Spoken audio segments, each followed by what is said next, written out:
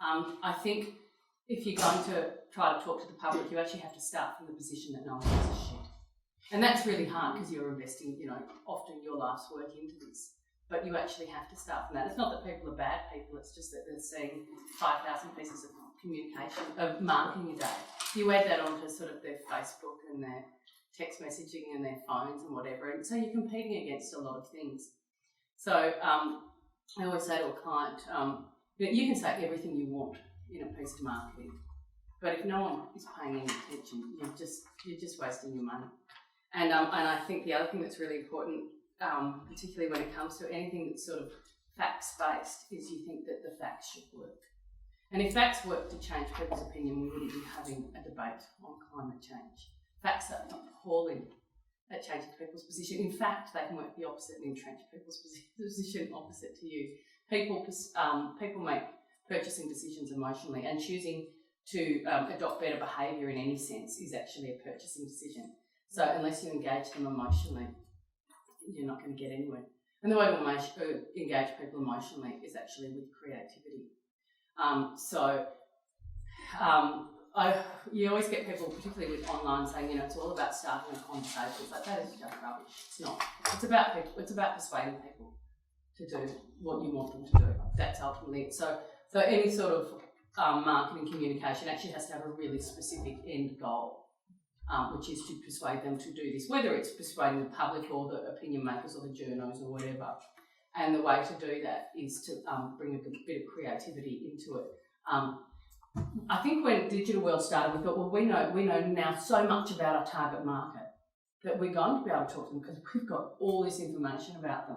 And yet the first Facebook ads were incredibly ineffective, which shows that you can know every single thing about a person and they can still ignore you. In fact, the thing with the online world is there's now more places people cannot pay attention to you.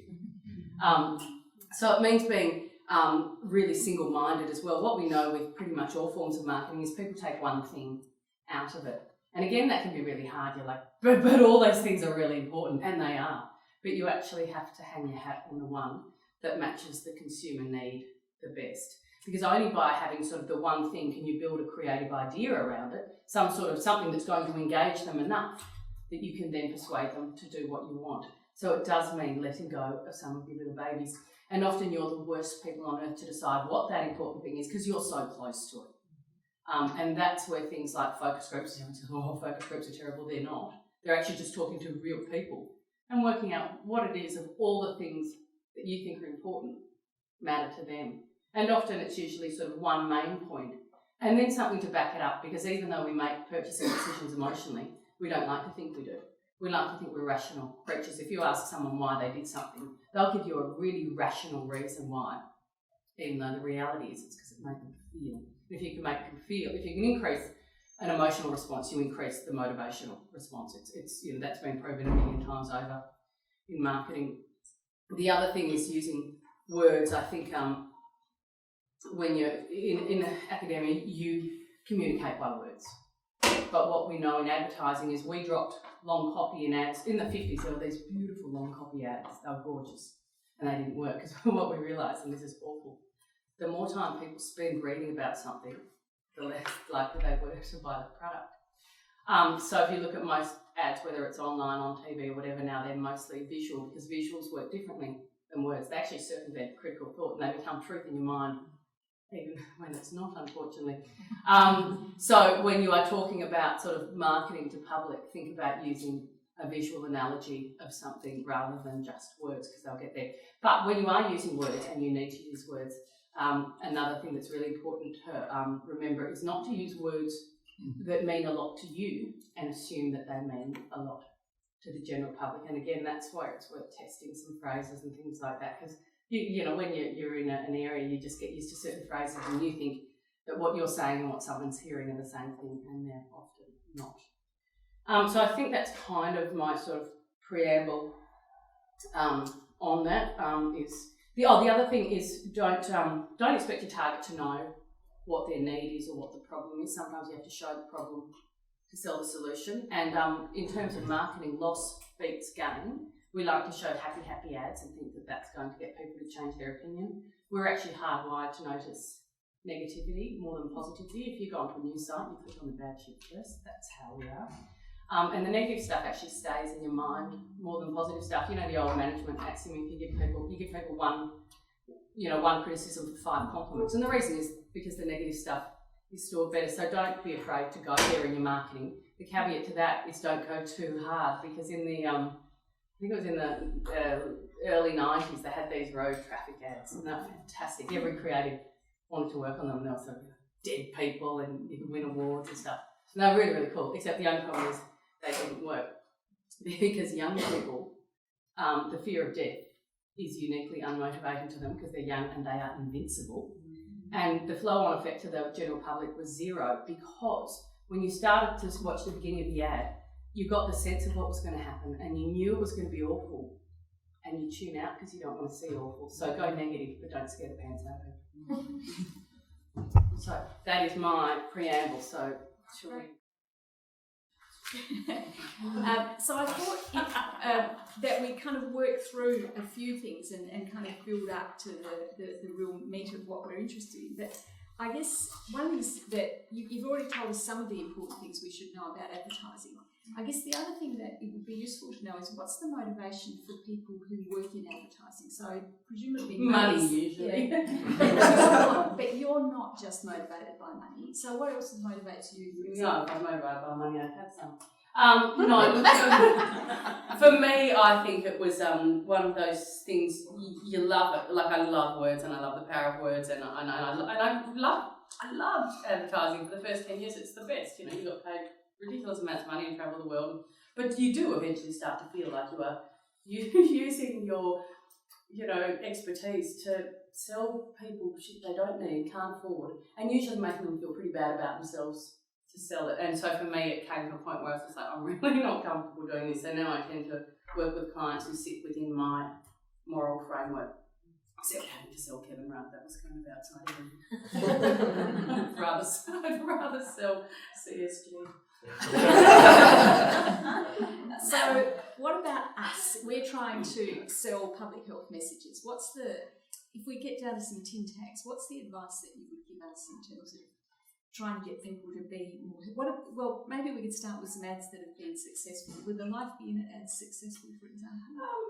They were. I think seatbelts is probably the best example that I think of in recent years of how to get people to change behaviour, and that works with all public campaigns, works with carrot and stick. Seatbelts are going to save your life. That's your carrot. Stick is there's a massive fine if you don't. And it's always good to have both of those things there, because they do tend to work together quite well. So that would be my thing. Always make sure you've got pos and neg on both of them. So that works if you've got a fairly simple message like wearing a seatbelt. What about if the message you've got is more complicated? What about trying to think about obesity, which is, don't drive your car, get more exercise, eat less. There's a whole lot of messages that need to work in together. And then you've got with obesity that's the problem is don't fat shame. You've actually got a whole public movement working against you as well. It's like, well, everyone's body's healthy, and do you know what? Everyone's body isn't actually healthy. And there's so much proof that says actually being overweight will give you long-term things, but you're not allowed to say it because it's not PC. So the problem there is you're actually working against the people who are generally on your own side. But with obesity, you make it with anything incremental. It's just this today, it's just this today, it's just this today. Young people, there's no point telling young people that obesity is going to kill them in 20 or 30 years' time. We knew that with smoking. Tell people, young people, that smoking makes their breath stink. Makes them less attractive to the opposite sex. So it actually works with obesity. You can't treat all obese people as the one target market. Break it down, because they've actually all got very different insights that will connect to them. So that's where I'd start. Always start from the consumer point of view, who you're talking to, and break it down from there. And it does mean sometimes segmenting massively, but we've got online to do that. So one of the things that we've done in public health is actually tried to stop advertising, and smoking is the kind of archetype success story in public health. And now there's a lot of thinking about the food industry and whether we should target advertising to children, for example. What's your take on that? I'm fundamentally a libertarian on a lot of those things. I did find the finding, though, that McDonald's Happy Meals didn't increase pester power. And that was actually a find by the ad industry. And even as a mother, I think, bullets. Because every time I go, of course it does. And that's why they've done it. Having said that, it is unworkable to say, well, you can't advertise McDonald's, but you can advertise Tim Tams. Because they're both bad for you. To start to differentiate between what is bad and what is not is a very, you literally can't go there. There is a lot of rules marketing to children now. You're not allowed to use cartoon characters. You're not allowed to, make toys seem like they are different to what they are. You're not allowed to advertise food in certain times. There's pretty good guidelines there with advertising to children and with advertising alcohol. Advertising is a soft target for censorship because everyone hates it, and often for a whole lot of really good reasons. The problem with things like that is once you start there, it's a really slippery slope. And I think ultimately, being a grown-up is sometimes having the right to make bad decisions and good decisions. And I don't like the government deciding what is good and bad, because don't forget the government's influenced by lobby groups as well. We had, the they call it low-fat foods, came in for, and everyone's fell into this thing. Let's buy all these low-fat foods. Let's, the carbs are low, and it's like, yes, and have a look at the sugars. If you can trust those people making the decision that they're making really scientific, great decisions, that's well and good. I can tell you they're not. So I wouldn't be letting governments do things like that. So just work us through a bit more about how we would segment the obesity message and both things. How do we segment the market? How do we segment the message? And how do we balance positive and, encouraging advertising and discouraging some sorts of advertising?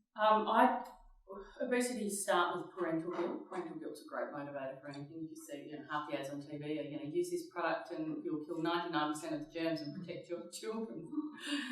The germs are really going to kill them. And the other thing is that so many parents have incorrect what they believe. They believe their children's weight is right when it's not, and that's sort of. So I sort of start there with getting the parents feeling guilty about what their children are weighing.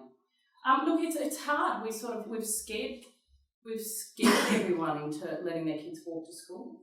They've got frankly more chance of being hit by a car on the drive, being in a car accident on the drive to school than being abducted by a stranger. So we've actually created a lot of this situation. So maybe it's not about the food they're taking in, it's about, an hour part-time a day and things like that. So instead of saying you're not allowed to watch TV for more than an hour a day, actually do the opposite and give a positive, making sure there's an hour a day in the sunlight or something like that. Do it so it's positive, but start young with the parents and use guilt for that.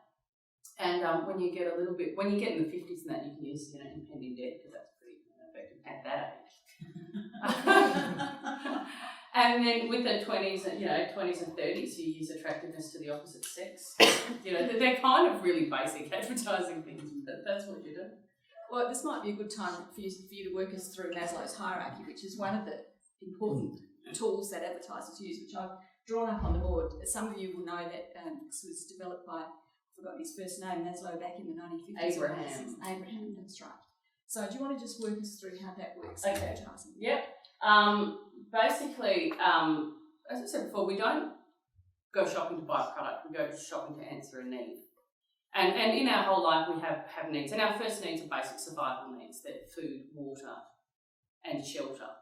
And then the second needs are keeping yourself safe, all those sort of things. So and then you go up to you need to belong to people. We all need family. We need to feel loved, all those kind of things. And then there's esteem. We like to feel good about ourselves, blah, blah. And then you get to the higher, guru kind of self-actualization stuff. And all advertising tries to answer a need on this. And the closer you can get to the bottom, the more successful the ads are. So for going back to the products under your sink that you honestly don't need, the way they phrase the advertising is literally keep your family safe from germs. It's absolute survival kind of thing, even though it's bollocks.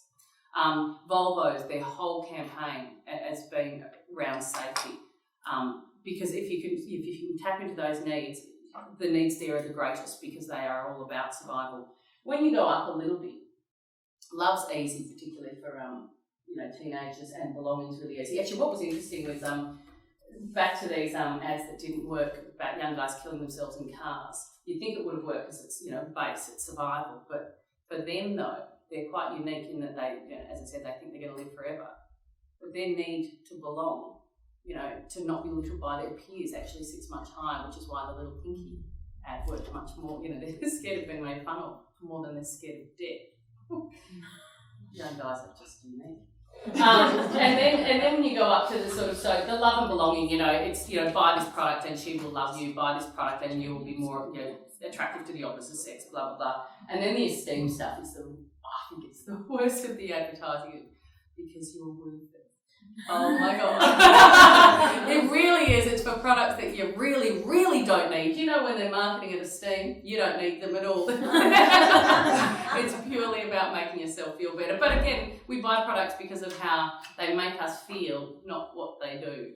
And the self-actualisation, the only people who can legitimately advertise up there are meditation courses in universities.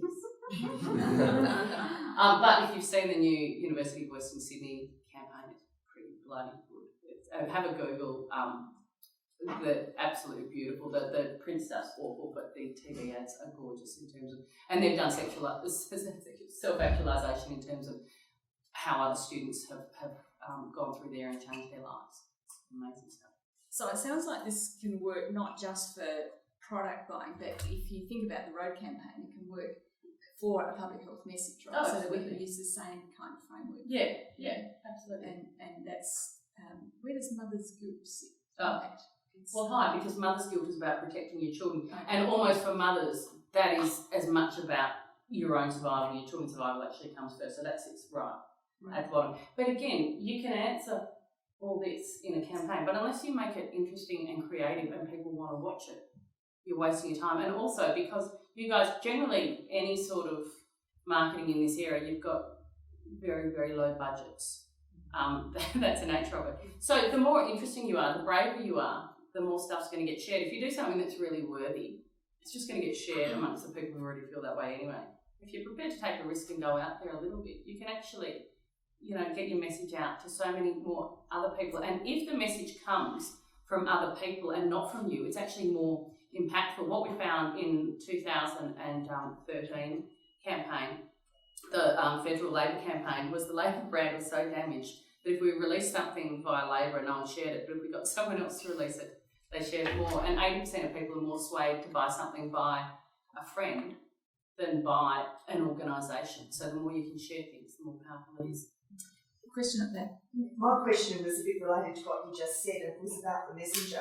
And I actually work in government with a bunch of number crunchers who are sort of wanting to send messages out there, and obviously we need to be a bit more creative about that. But I'd be interested to know about what the perception is if the head of the AMA, the doctor in the scrubs, is sort of talking about safety and trauma and government and, just the authenticity of the messenger, or is it one mum talking to another mum about kids Panadol? Both of those are really kind of boring. Like you sort of, and you get this with unions and that all the time. Like, well, we'll have someone talking to camera. Look on any, half the ads are people talking to camera, and the cut-through value is absolutely zero. Unless, you've got to, that's why people use celebrities. The danger then is the celebrity vamps your own message. You've got to actually try to put a creative idea, like they've got these road safety ones that have been running a couple of years with the doctor talking, and they're so awful. It's just, it's one of those things that sounds so right on paper and just has no cut through at all. So if you've got a group of people sitting in a room and you made them watch it, they'd say, that's great. But if you're sitting there watching TV and it comes on, your eye's just gone. So how do you tell, how do you know when something's got cut through? What are the criteria that you use in the industry? We sometimes use focus groups if we have to. I don't like using focus groups generally for creative. You have to do it in politics in an election campaign just because of the speed.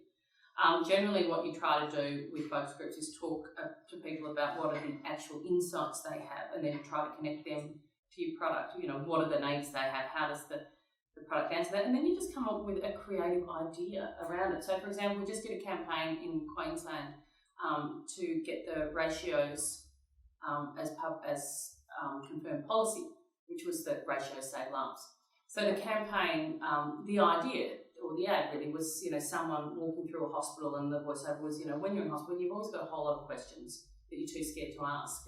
And as you're walking along, these question marks appear that are just made out of hospital things that you would expect, like a shadow of a bedside lamp becomes a question mark, or a cord on the floor becomes a question mark. And so it's just at the end, it's just ask the question, how many nurses are on this ward, because the answer could just save your life. So you don't bung it with a whole lot of information. You have a visual idea that just says there's a question here that you need to ask. So that's kind of what I mean by an idea, whereas you could have had just a nurse talking to camera, and it just wouldn't have had the creative cut through that it did. So did I still... Yeah, it was pretty much that. I mean, you mentioned in your beginning talk about creativity, and then you used creative quite a few times. Yeah. And I was trying to see what was it that defined creativity for you? What do you need? And how do you integrate other people? How do they get it? It's really hard to explain what an idea is. It's one of those things. It's sort of when your job is coming up with it, you know what an idea is, and it's sort of hard to explain to people. They go, but it says this and sits and say the idea is like a creative hook that holds everything together. So try to think of an example. Like most great ads have an idea in them, and it's often about the product. It's about the product benefit, but it's a way that makes it kind of interesting and engaging. And my point before about just saying one thing means you've got a lot of room to do it. So if okay, this is a really bad example, but I'm just thinking off the top of my head. If you wanted, say, to talk about, obesity, and you didn't want to show fat people, the idea would be to show the impact. Like if you're showing a couch and the things down there, that's kind of a visual idea to show something. So just think of ways to. I wouldn't use that, by the way, because you'll offend a whole lot of overweight people. But a visual way to explain what you mean, and again, you can only do that if what you're saying is really, really simple. Gemma. This is probably a bit of a question for both of you, but when we use guilt, we end up with unintended consequences of creating stigma around certain groups. And I'm wondering where public health gets on and off with that and marketing, because stigma is also bad for health. Yes, and this is back to the obesity thing, is you kind of, and this double-edged thing, if you don't want people to feel bad about themselves, I think sometimes we go too much towards protecting, to avoiding the stigma, whereas sometimes stigma can actually work a little bit in our favour. It's like, look, it's bad for people to feel bad about themselves. It's also really bad for them to die of, diabetes or a heart attack at 50. And sometimes we've got to make some hard calls on that, and I think sometimes we actually go a little bit too soft. Interesting. Sure. Dee, can I ask you, I suppose it's the wider issue. You commented earlier about you don't want government to intervene around things. Most of the time, cigarettes are completely the exception. Well, so that's partly my question to you is where you're within the advertising world, where do you make that distinction? I mean, you speak a lot about ethical advertising. From a public health perspective, many would say that the wider food environment is absolutely the problem, and advertising within that is part of the problem. And the role of government is to protect public good and protect public well-being. Well, the government should be.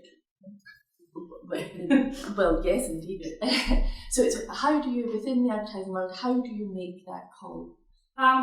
Okay, so tobacco for me is always the exception, because if you went to the government now and said, hey, we've come up with this product, most people will become addicted. That's literally the point of it.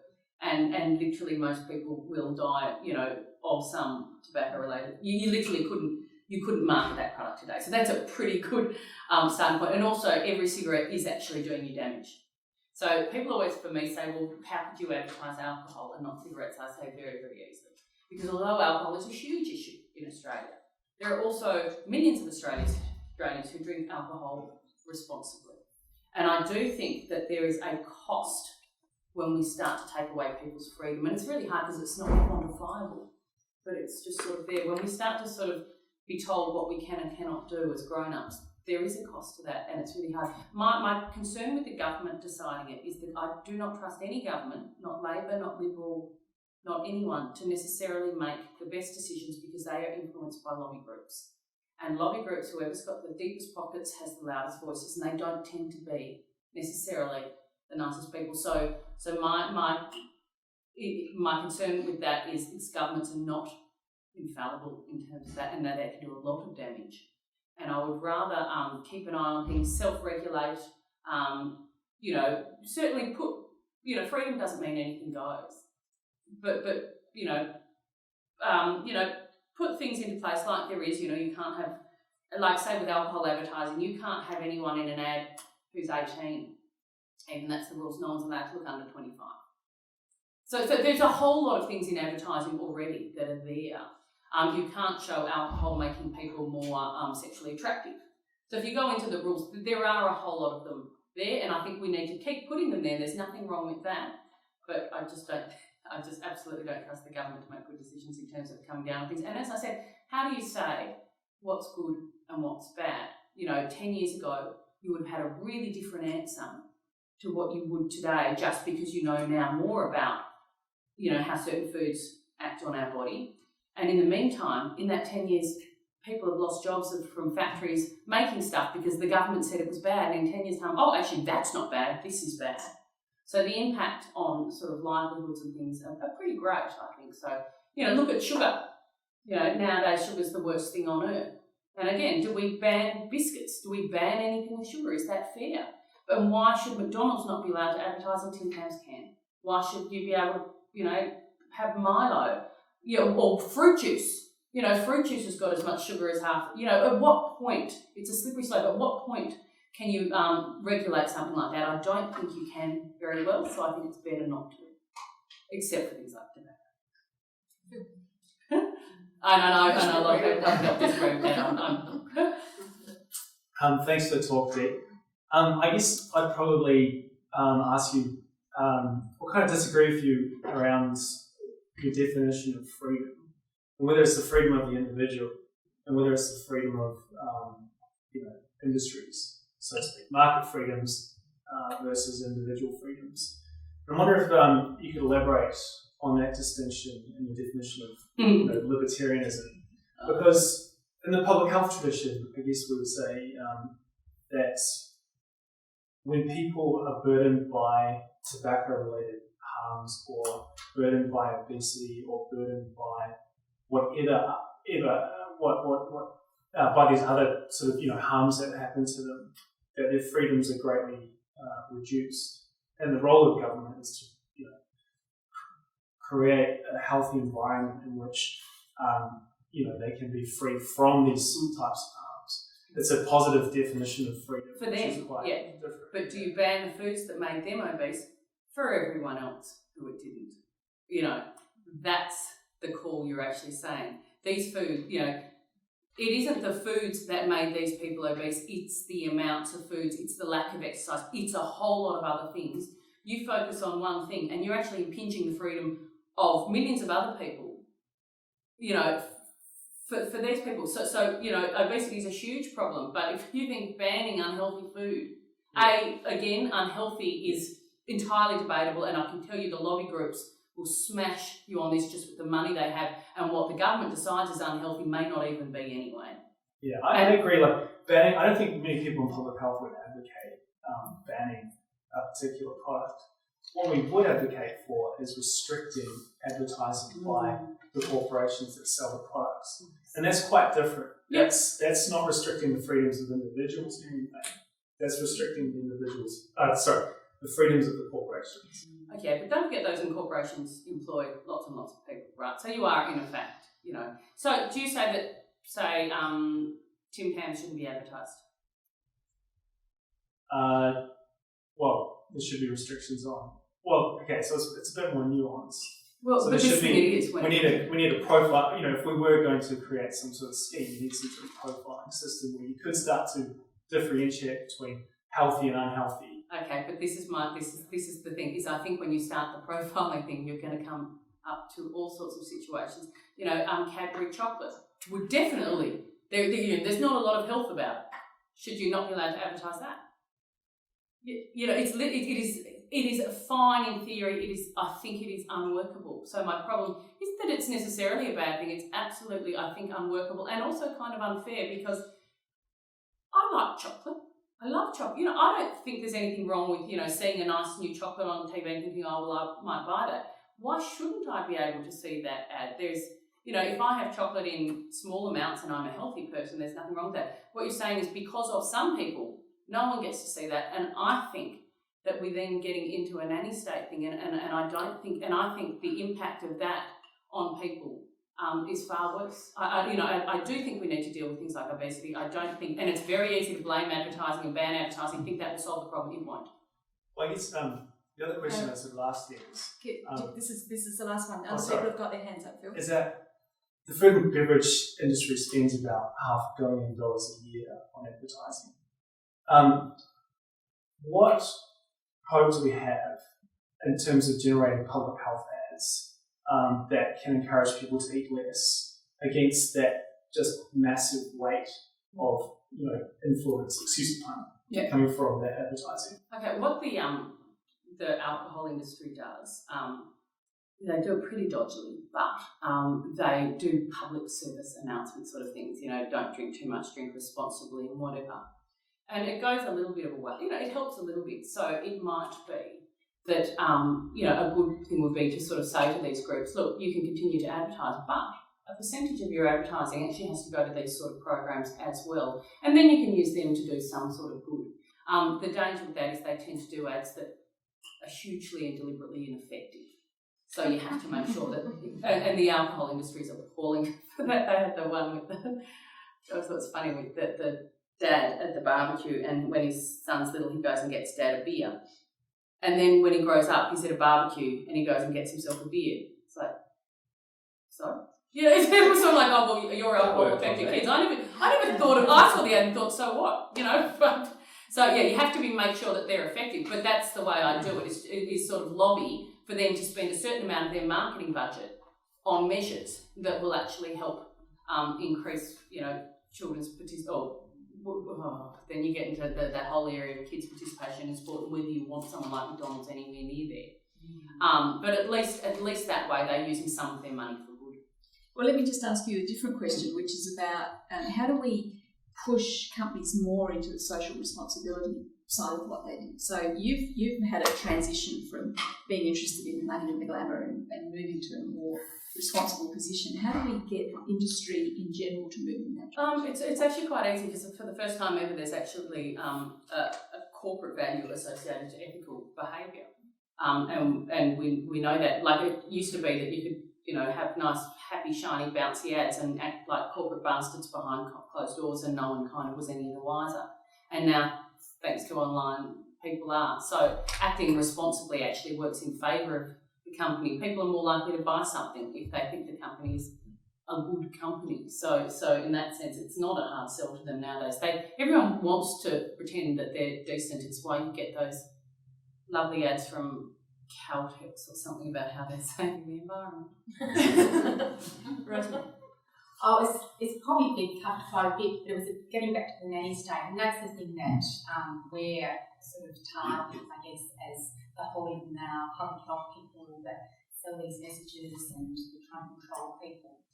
So I guess from our point of view, if we're selling a message, what are one or two things? What's the key thing not to have that image of the nanny state sort of writ large over anything we do? And I heard this morning with the whole cancer stuff. It's great to get the issues around cancer and what causes cancer. There's so many messages, and you can't eat, you can't smoke, you can't drink, and you should exercise, and some of you think, oh, forget it. Too I'm hard. about to die early. Yeah.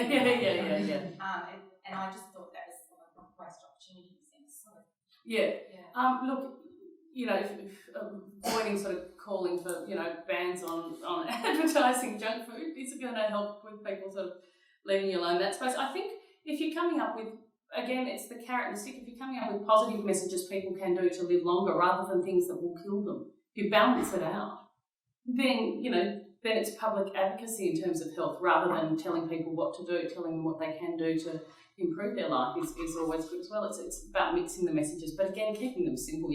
Sometimes with things like cancer, you read things and you think, I'm stuffed. Yeah.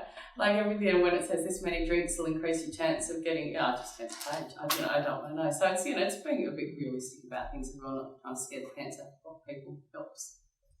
I was just going to ask about the junk food advertising. So, before you were saying that we shouldn't ban it in terms of nanny state, and some people want to choose to buy those products. But what about things like advertising near schools? So you advertise the chocolate and the macaroni and all the rest of it right next to schools or in sports facilities? No. Kids before the age of 12, or before the age of, I think it's 6 or 7, actually can't distinguish between ads and other content and programs that they have, so there shouldn't be anything. I mean, it's very hard when you're out and about to stop your kids saying things, but there shouldn't be anything allowed near a school.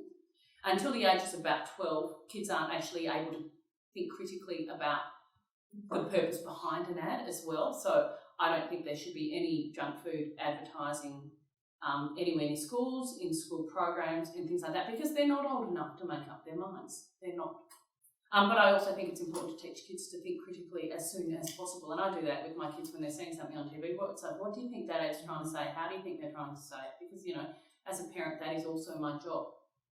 And you do a good job of Gruen Transfer, because my kids were watching that and they think very differently about watching that. It's been fantastic. Yeah, I think it is, and there's not people in the 80s who go, let's let him go, it's the secrets. It's like, for heaven's sake, grow up. It's not, the more empowered consumers are, I think, the better. You don't want to trick people into anything. I mean, really good advertising, actually, you should just kind of tell the truth in a really interesting way. Not try to trick people into it. I was just wondering if you could say a little more about industry self-regulation, because I have a sense that some of the examples that you gave, like we don't have actors under the age of 25, etc. There is some research out there that suggests that often the industry either wiggles around some of that stuff or out and out breaks it, and I wondered whether you could comment on that. Self-regulation is, by its own definition, certainly not the best practice. With alcohol advertising, I'd be surprised if there was anyone close, because having done it, it's one of the ones that people really crack down on, so you're so aware of it that you don't tend to go there. But yeah, in terms of other things, there's a whole lot of things that come very, very close, and but the government won't fund, regulation. So you're at that point. Self-regulation is not great. It's better than no regulation at all, which would be the case because the government's not going to fund regulation. So, I guess one of the things that I've heard, which has really interested me, is that we are looking, the audience, we're often looking for one-shot solutions. And what you've been telling us is, no, it's not going to work like that. What you've got to do is you've got to segment your market. If you're thinking about something complex like obesity, you've got to not only segment your market, you've got to think about what the message is going to be over time. So you've got to take this on as a long-term goal, and you've got to think of how do you not play into encouraging people to, not allowing people who are doing things that are bad for them to continue to do that without putting too much stigma on them. It seems, I guess, I have to be honest and say I'm surprised that the simplicity is coming from the wanting for simplicity is coming from the audience, and the injection of complexity is coming from you. I was actually expecting it to be the other way around. And so I think that, for me, that's been an incredibly helpful and eye-opening thing that, and I guess it's part of the issue for us is that we're not funded, to think about. People want us to do impact, but they want us to do it in a quick one-shot way. So, we might be able to go on the media, and that's great. But nobody would think about universities putting a lot of money into a long-term campaign of influencing public opinion. So there's You've also, with obesity, what you've got is a whole industry, a whole weight loss industry that's heavily funded, that's set up to make sure people never lose that weight. And that's what you're up against as well. And I think actually that's your biggest challenge is the debunking, and they're everywhere. And they're literally, it's like the Nicorettes and things like that were set up for smoke. They're designed so you're on those Nicorettes for 20 years. So you and that's the awful thing. You've got, I think it's Jenny Craig owns It's literally owned by someone who also makes junk food.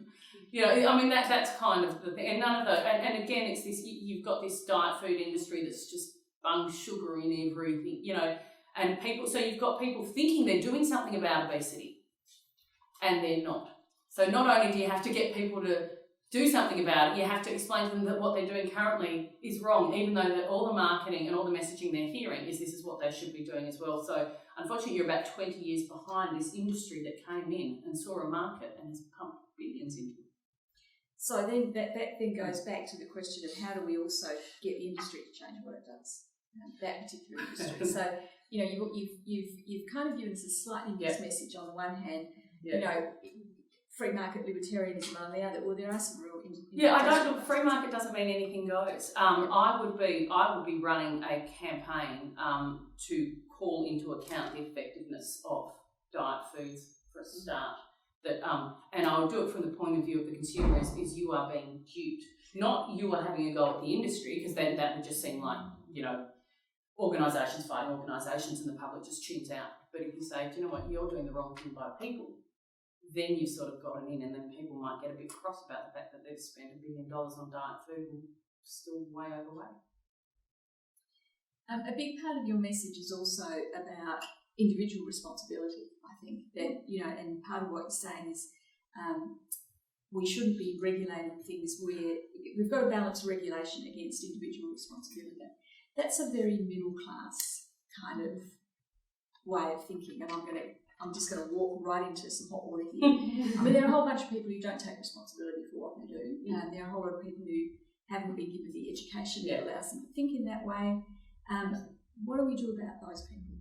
Look, it's a great question, and I totally recommend everyone reads Linda Tirato's essay on this, which is, you know, you get people, you go out to Western suburbs and think, these people are all fat and look, they're all poor and why are they eating McDonald's? You know, because that's the kind of the middle class response to it. Read this essay on why poverty sort of links to that, and when you've got nothing else in your life, you know what, sometimes a $6 meal can make you feel damn good. And so it is coming, I think it's really important, even from a marketing point of view, is to remember that not everyone starts at the same place. And you have to take that into account and be empathetic, which is, again, the stigma thing. But maybe it's trying to reduce the stigma not on their weight, but on their background and things like that, and a little bit of understanding behaviour. That it's really, really tricky. But, you know, everyone doesn't start from the same sort of place, and it is a middle class thing, and it is an education thing. But the thing with education is we can educate people. Mm-hmm. Well, and that's kind of the business that we're in. Yes. Yeah, so it's actually getting, and sometimes you do feel with these that the debate happens amongst, you know, the educated people, and it never actually trickles out there. So, you know what, it's getting a current affair on board. You know, it's getting the kind of, it's making sure that you're getting the media on board that the people are going to listen to, and it mightn't be the media that you listen to. I wouldn't go Andrew Bolt, wouldn't go that far. I just wanted to follow up on you mentioned the word education there, and for a long time we've had a way of educating people in society which is very much, you know, fact heavy and is more and, you know, we spend 12 years in normal school education, and people go to university, so more years there, and basically what we're doing is cramming facts into people. Now, what you were saying before about facts not working, not changing behaviour. Should we change education? Should we think about how we do education differently that might be learning a bit more from advertising? Look, I think so. Do you know what's funny? Indigenous education traditionally was questions. Like the teacher would ask a question, and the student would ask a question back. It was a very cyclical way of learning, whereas we had this sort of, you know, the teacher tells you and you learn the facts sort of thing, and I suspect their way is probably a little bit better in terms of thinking. What I'm finding with my kids is they are learning a lot differently to what we did, and I do think that message has gone through to education, that kids are learning how to think a little bit more rather than just, you know, rote learn, and I think that the kids growing up today are a little bit more critical about the way they think about things and think a little bit better than we did at school. So, you know, the teachers' education is generally at the forefront of how we change things. As an ex-teacher, I would say that. Dee, so if I was being highly cynical, and just when we were talking about that the relationship between poverty and some of the things that people eat. If I was being cynical, I would say that the advertising world preys on that. Absolutely. And so I suppose I'm still trying to kind of reconcile what whether it preys on it or whether they're more susceptible, I guess it's but so if I was being very cynical, I would say they absolutely prey on it big time. If I was but so trying to reconcile what you're saying in terms of, so if government won't step in and regulate, and so currently we've got a deregulation environment taking place, when government has stepped in to regulate or support some sort of intervention, it's been sometimes positive, and I'm thinking of the seatbelts stuff. Yep. When you've got the ethical advertising, I think that you speak about, that's a very important mechanism to bring people along in a positive way. We don't tend to get the junk food advertising accounts, unfortunately. Well, yes, I don't know. So I'm just trying to see where. It's still coming back to think of, you've just got some of those advertisers who have the lobby groups behind them. So it's not that the lobby groups are just going to government. The lobby groups, of course, are the people who are on the payroll with some of the advertisers.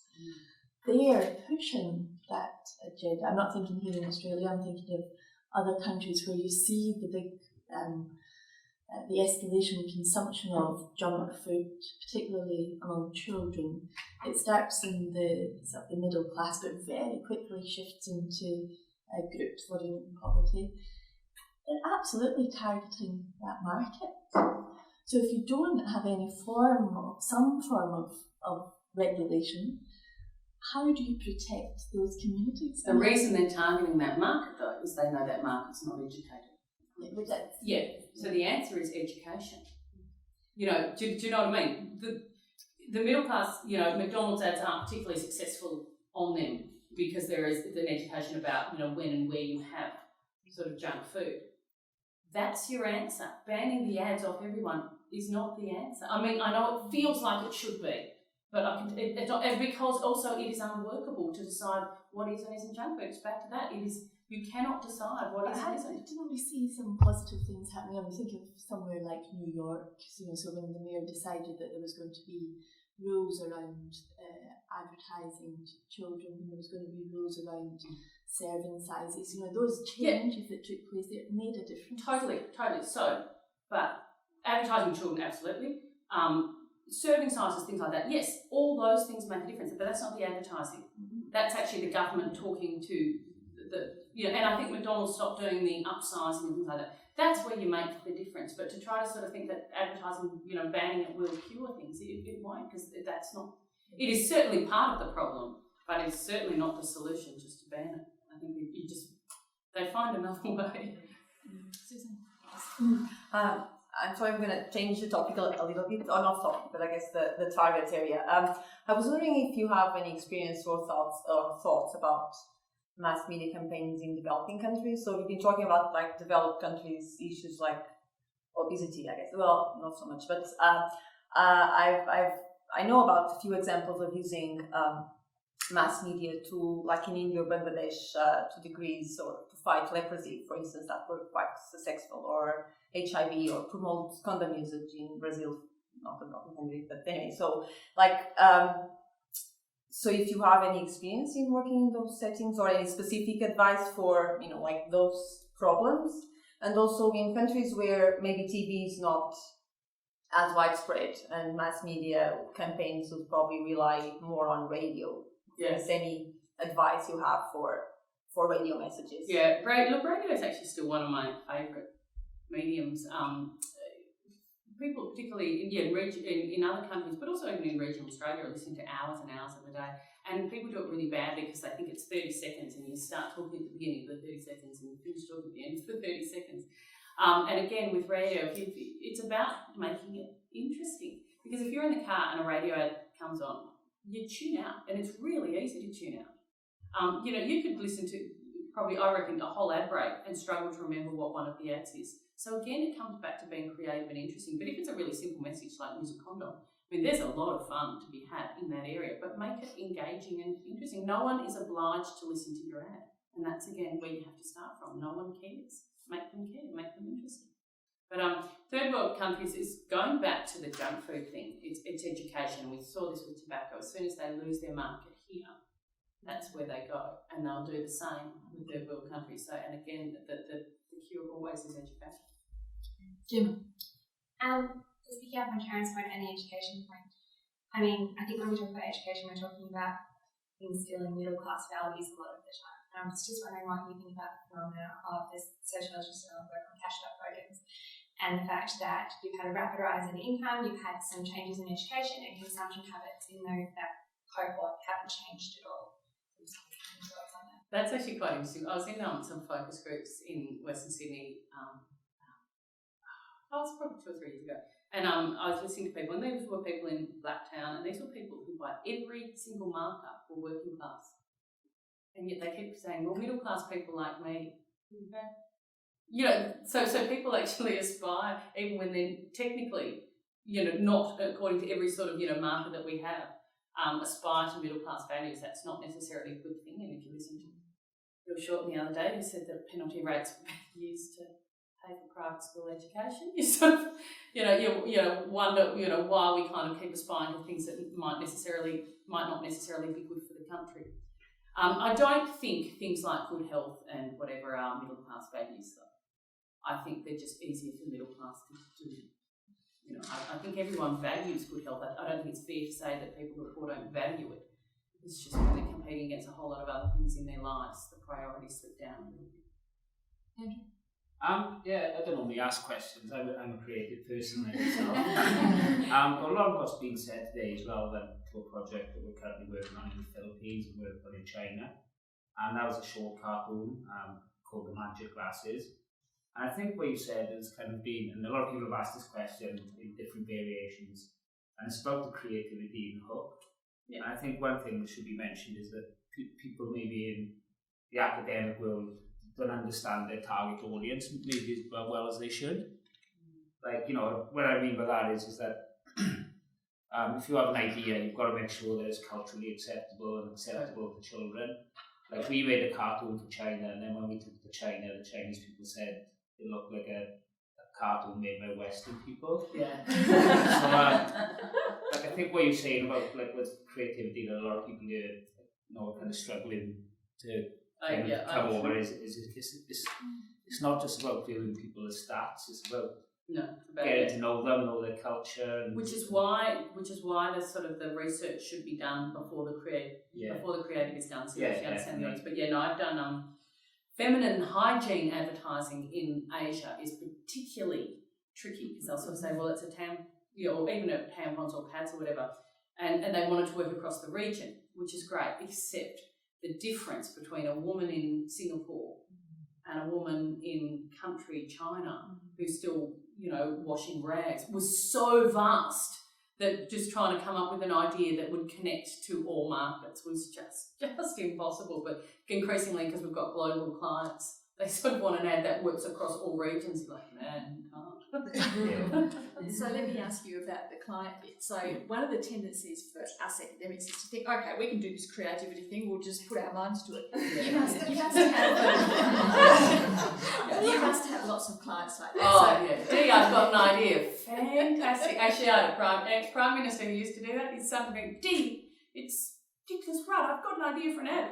Fantastic, Nicholas. I would love to hear it. I beat my head into a wall. Everyone thinks they can come up with ideas. You can't. It's a skill, and it's something you sort of work at very long and hard for a long time. And that's not to say that the only people who can come up with ideas are people in ad industries. But I do say that they are a lot better at it than people who are not in ad industries. I think it's fair to say. And so, if we were to engage with creative people, how do we judge? How do we judge who's good? What are the criteria that we can use? Ask to see the work they've done, and also ask to see the effectiveness of it. Creatives have a terrible habit, particularly on public service kind of stuff, where they'll say, "I will do your stuff for you for free." And they will. They'll do something that's so weird and wacky, and they'll win all these awards, and nothing will work, because they actually don't care about that. So for a lot of charities, like people like Fred Hollows and that, have stopped using agencies who are doing it pro rata, because they were actually getting these weird, wacky stuff that wasn't working, and worked out you're actually better off with an ad agency who's got experience in social marketing. And you sit down with them and you ask them to see some case studies, and you work with the creatives, and you narrow down your brief, and you go through it. And an agency should give you 2 or 3 ideas and talk you through them until it's something that you feel very, very comfortable. So to say comfortable with, that's not always a good thing, because sometimes when you're comfortable with something, it's because it's what you expect, and that's sometimes it's good to feel a little bit uncomfortable as well. But if you're really uncomfortable, then you just stick it in front of your target market and have a look at how they react to it. So let me push you more on how the judgment criteria, because I think that's the track for us, I think, would be, and I think also for the public service, is that it would be something that we could relate to, and that's exactly what we don't need, because, and for academics it would be text heavy, because that's what we understand, and the image, if it engaged us emotionally, we'd probably be incredibly suspicious of it, because that's not objective. Right. So what are the objective criteria we can use? In terms of working out whether an idea is good or not, or that a creative person is good or not. Again, you look at what they've done for other clients and whether it worked or not is actually the best way. And that's your academic thing, like proof. Proof here it worked. It's really hard though sometimes to judge when something works or not, because it depends entirely on what the objective was. So say brand campaigns aren't necessarily made to sell the product there and then. It's about building brand over a long sort of period of time. Election campaigns, it'd be nice to say it was the marketing that did it, but there is a whole lot of other factors involved as well, so it's very hard to isolate it. But it's about just making judgment calls. So you don't have solid criteria that. I mean, that's part of the challenge for us in terms of impact too, that it's very hard to judge what the impact actually is of what you've done. Yeah. So how do you judge what the impact is? It depends. Well, Queensland recent election we won, so I'm guessing the impact was fairly good. It's a good indication. We lost in 2013. That's Kevin's fault. Okay, so Johnson & Johnson, I did a Barely There campaign. It sold the most product in the world. So it won the efficacy award, so I know then that worked, and it was a sort of a clear-cut one. Sometimes it depends whether clients have got money to do the follow-up research on things, which a lot of big clients do, just to see whether people remember the ad, how it made them feel about things, as well as just sales. Behavioural stuff, it's as long as you're doing follow-up research, you should be able to tell whether things work or not. So with the road traffic accident one, how could you tell that wasn't working? Because people were still dying at the same rates. Literally, I mean, that's kind of a clear-cut one, because, people were still dying at the same rates. And also when they sort of then went to the target market and sort of asked them, had they seen the ads, I was like, yeah, did it work? And no. So, you knew that they had seen the ad and it wasn't effective.